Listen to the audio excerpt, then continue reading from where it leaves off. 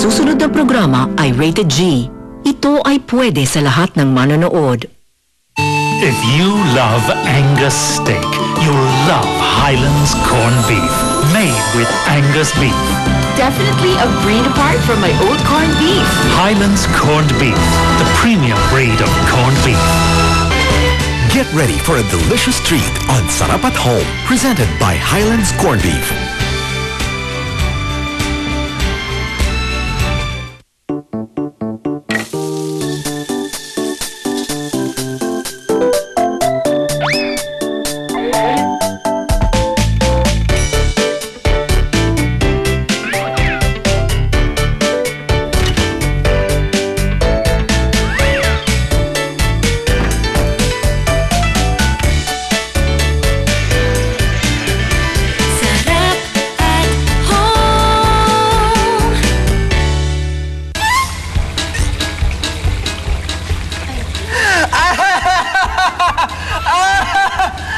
Ano sabi nung isda nung hinati siya?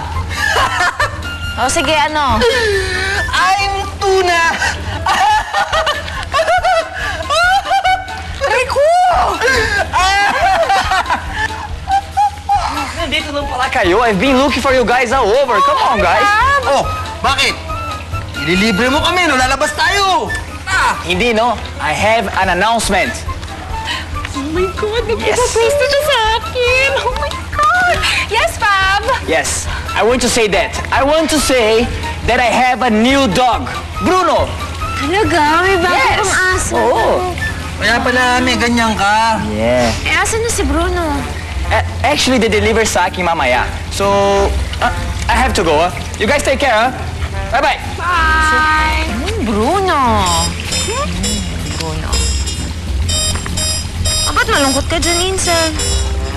Alam ko na, nagsiselos ka. Hindi Hindi, naalala ko kasi yung aso kong namatay, si Waffles.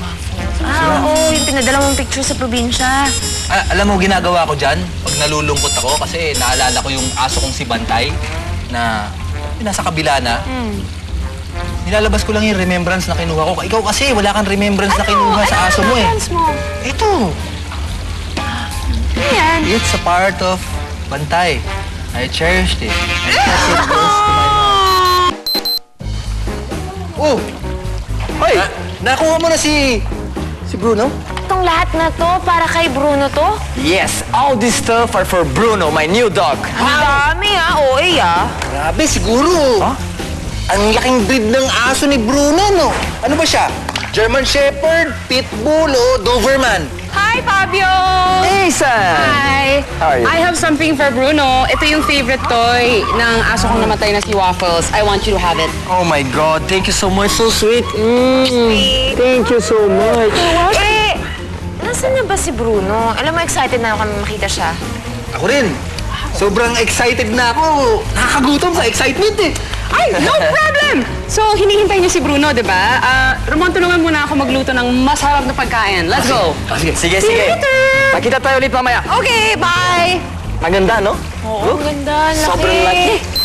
Perfect dun sa celebrate natin dun sa bagong aso ni Fabio. Excited na nga ako eh. Parang gusto ko na makita yung bagong aso ni Fabio. I'm also celebrating na makaka-move on na rin ako. Bakit? Pasad ako eh. Kala ko magpo-propose siya sa akin si Fabio, tapos may bago pala siyang aso. Anyway, Assuming mo kasi. move on, let go, right? Ito, tama ba mag-assume na masarap tong gagawin natin? Oo naman. Okay. This one's gonna be a fact, okay? Gagawa tayo ng San Marino tuna embutido with speared scrambled egg. Spear? Parang sinibat? Asparagus spear. At doon asparagus tayo spear. magsisimula, okay? Feed your big appetite with San Marino tuna embutido with speared scrambled eggs. For our ingredients, we need the following: 1 can San Marino tuna embutido, half a dozen eggs, 1/4 cup milk, 1/4 teaspoon paprika, 1.5 cups asparagus, 1/4 stick of butter, olive oil, salt and pepper to taste. So we have here some Asparagus asparagus. Yes, kaya siya speared kasi may asparagus. Okay. So we're just gonna peel itong outer layer niya. Balatan pala yan. Tsaka tingnan mo yung asparagus natin, medyo malaki-laki, diba? So they tend to be a bit more fibrous. Fibrous. Para mas tender siyang kainin. Yan, pwede natin siyang balatan na ganyan. So you can do this for me. Lahat yan? Yes. So while you're doing that, ako naman, maghahalo-halo na ako ng eggs tsaka ng milk para Okay. sa scrambled eggs natin. Okay. So I'm gonna use about 3 eggs siguro for this. Tapos mamaya piprituhin mo yan. Well, hindi naman prito. So, gusto ko medyo soft set. Scrambled. Milk tsaka eggs. Wow, parang ngayon lang ako nakakita ng ganyan. So, I'm just going to chop our asparagus spears. Iba-blanch muna natin yung asparagus bago natin siya isote. Blanch? Yes. So with Ano yung blanching, ang blanching is you want to cook it just a little bit. Wow. Pwede na siguro yan, ano? Oh, you can get it na. Here. Lagi ko rito? So gusto natin lumabas yung asparagus maging green na green. Yes. Yan. Tapos dadagdagan ko lang ng spicy element. Just a little bit. Okay, game. Now we can add our egg. Ayan. So soft set scrambled egg. So we don't want to overcook that. Yeah. And then now, pwede ko nang i-heat yung San Marino tuna embutido.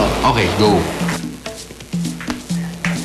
Yan. Ooh, almost done. Yung eggs natin, we can So, season with some salt. Ang goal natin hindi yung parang scrambled egg talaga na pang breakfast. So Well, medyo this is. basa-basa ang konti. Oo. So I will show you how San Marino tuna embutido, iba talaga dun sa mga ibang tuna embutido. Ooh. Wow! Pag na-slice mo na siya into your desired thickness, ima-microwave mo lang for about 2 minutes and ready to eat. Yes. Kamusta naman ang nutritional value niyan? Ay, syempre, hindi pwede yung madali lang, diba? Tsaka parang masarap lang. Dapat healthy rin. So, the San Marino tuna embutido is rich in omega-3, may DHA, so it's good for your brain and it's good for the heart. And Okay. tingnan mo naman yan, kitang-kita ang vegetable bits niya, diba? Ano, embutidong-embutido siya. Oh. So this, again, we'll just go into the microwave, i-heat lang natin for mga 2 minutes, and this should be ready. Paplate lang natin, we start with a layer of our speared scrambled eggs. Tapos, So yung San Marino tuna embutido natin, ano gagawin? Ipapatong na lang dyan? oo. But I'll just add a bit more of Paprika? Oo. Right. Yan. Yan, tuna embutido natin. Siyempre, tuna embutido nga. Siyempre, gawa sa tuna. Of course. Oo. Parang magandang health alternative yan para sa mga health conscious. Oo, imbes na kunwari meatloaf ang kakainin, kung gusto mong medyo mag-cut down sa red meat at gusto mong mag-seafood, tuna embutido na. So, it's a very good choice. Mayaman sa omega-3 tsaka DHA.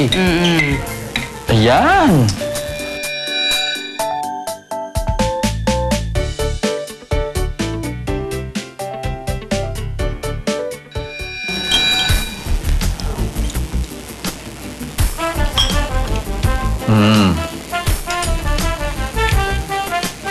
Okay ba? This is a new dish. Iba siya, no? Pero Masarap. bagay na bagay yung flavors ng yung asparagus natin, tapos yung itlog. Tsaka yung mga texture. Oo, Mga crunchy. Mm. Crunchy yung asparagus. Perfect na perfect siyang pang breakfast na ganito lang. Or pwede mo rin siyang gawing ulam for lunch, dinner, kahit ano, merienda.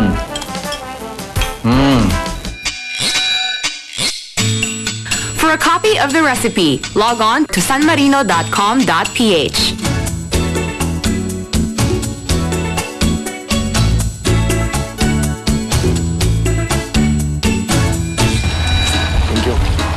Nalala niya si Bruno. Excited na kami makita si Bruno! Huwag titinin na nun.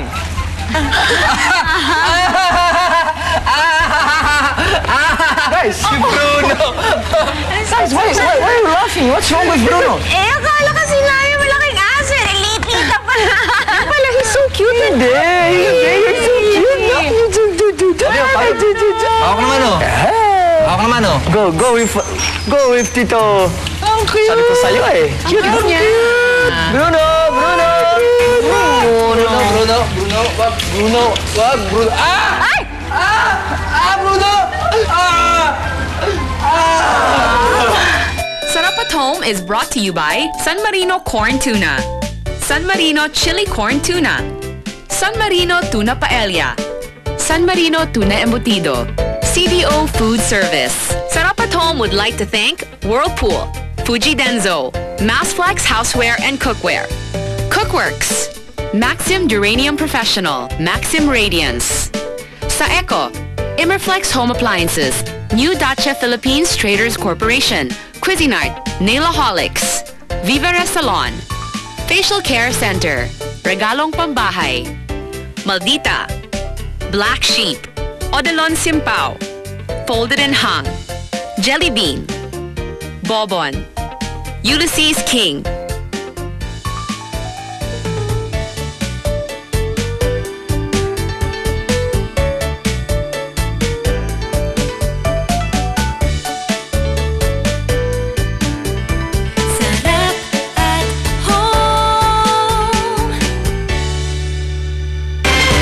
Just enjoyed mouth-watering recipes on Sarap at Home, presented by Highlands Corned Beef.